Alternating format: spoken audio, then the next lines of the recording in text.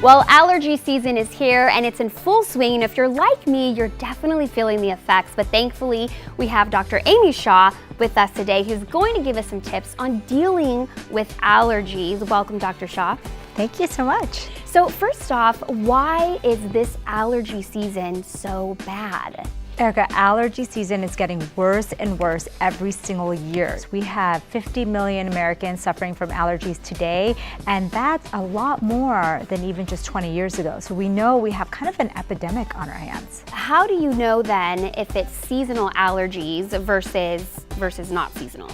Well, that's a great question. So the biggest confusion is between a cold and allergies. So a cold often feels exactly like allergies. So one of the things I ask people to think about is, one, does it get worse when you're around trees or grass when you're outdoors, or is it just the same all the time?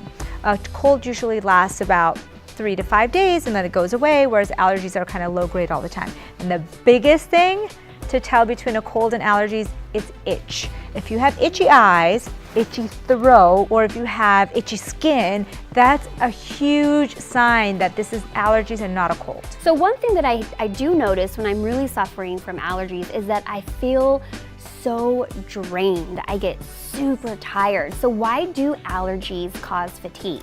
And if you think about it, it's like your immune system is fighting a war, right?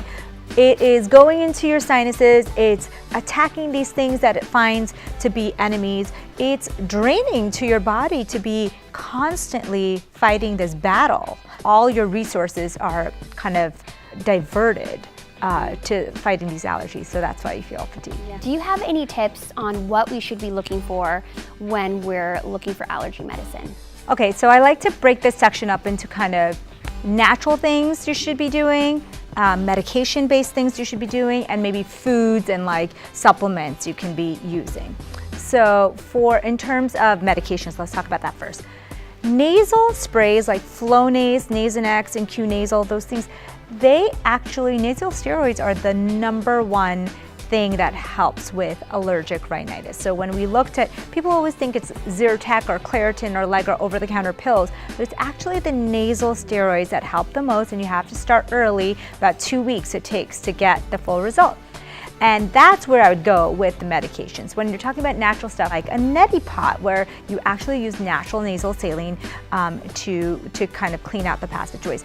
Foods is the third category. Yeah. Pineapple has an enzyme called bromelain, and it acts like an antihistamine.